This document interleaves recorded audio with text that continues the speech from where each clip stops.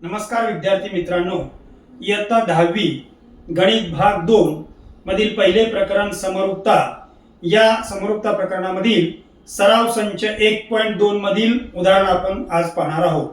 हे उदाहरण जे आहे ते बोर्डाच्या परीक्षेला 2 मार्काला विचारतात। पहा उदाहरण काय दिलंय, एक त्रिकोण दिला आपल्याला, त्रिकोण MNP। आता प्रश्न काय दिलाय बघा, त्रिकोण MNP च्या कोण Nचा NQ हा दुभाजक आहे।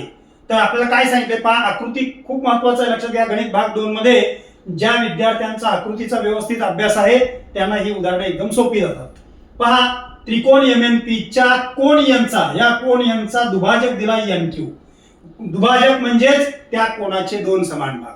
हा जो कोण आहे कोण N, याचे दोन समान भाग या NQ या रेषाखंडामुळे झालेले आहेत। जर MN बरोबर 5, MN ची लांबी आपल्याला दिलेली आहे 5, त्याच्यानंतर PN ची लांबी दिलेली आहे आपल्याला 7, MQ ची लांबी दिलेली आहे 2.5 आणि आपला QP काढायचा आहे।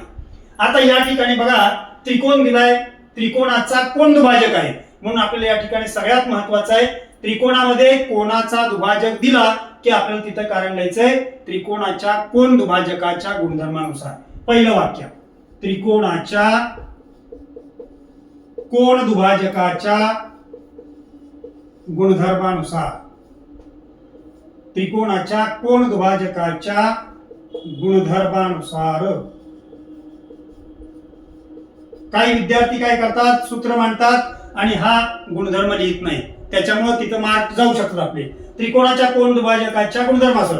आता त्रिकोणाचा कोण दुभाजक म्हणजेच काय लक्षात घ्यायचं आपल्याला, त्रिकोणाला किती बाजू असतात, 3, त्याच्यातल्या ज्या बाजूचं विभाजन झालेलं आहे, ज्या बाजूचे दोन भाग झालेले आहेत ते पहिल्यांदा आपल्याला गुणोत्तर घ्यायचंय। काय बघा, दोन भाग झालेत, तर MP या बाजूचे दोन भाग झालेले आहेत, एक आहे MQ आणि दुसरा आहे QP, त्यांचं गुणोत्तर मांडायचंय MQ छेद QP बरोबर। आता त्रिकोणाच्या दोन बाजू आहेत, त्या दोन बाजूंचं गुणोत्तर बाजूला लिहायचं आहे।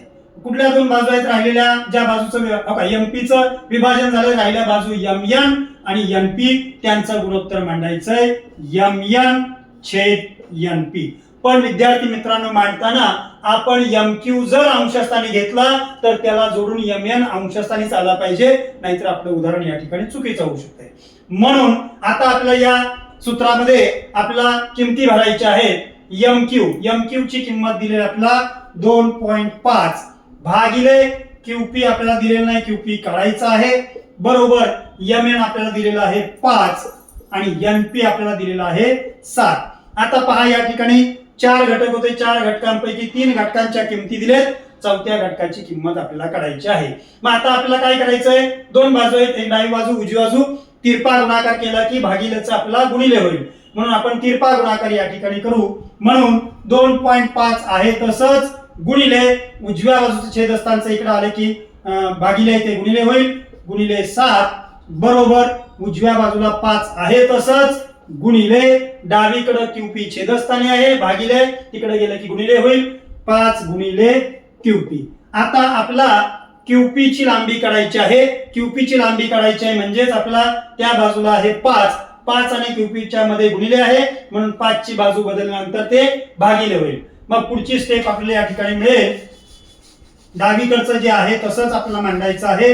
डावीकडचं काय दिलंय बघा, डावीकडचं तर 2.5 आहे तसंच गुणिले 7 आणि तिकडचा 5 गुणिले ते भागिले होईल, भागिले 5 बरोबर। उजवीकडे राहिला आपल्याला QP। आता आपल्याला या ठिकाणी पहिल्यांदा भागाकार करायचा आहे आणि मग राहिलेल्यांचा गुणाकार आणि शेवटी आपल्याला उत्तर मिळेल। आता पहा काय दिलंय बघा, वरती आहे 2.5 आणि 7 आहे, छेदस्थानी आहे 5। मग 2.5 म्हणजेच किती आहे, 2 आणि अर्धा म्हणजे 2.5 आहे। 2.5 च्या पाड्यात आपल्याला 5 मिळेल, 2.5 दुने किंवा 2.5 च्या दुप्पट 5 आहे, म्हणून भाग बसेल 2.5 एक 2.5, 2.5 दुने 5 म्हणजे 2.5 एक 2.5, 2.5 दुने 5। आता राहिलं काय, वरती बघा 7 आणि खाली राहिलं 2, इथं 7 ने 1 ला गुणलं की आपल्याला मिळेल 7 एक 7 भागिले 2 बरोबर QP। परत आपल्याला या ठिकाणी दशांशात उत्तर काढायचं आहे, भाग घालवायचा आहे, जेवढा जातोय तेवढा भाग घालवायचा आहे। दशांशात उत्तर आलं तरी चालतंय त्या ठिकाणी. मग 7 ला आपल्याला 2 ने भागायचंय. कोणत्याही संख्येला 2 ने भागायचं असेल तर त्या संख्येच्या निम्म.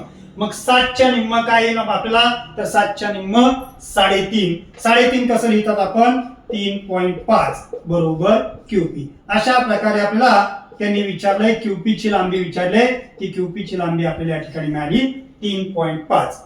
धन्यवाद.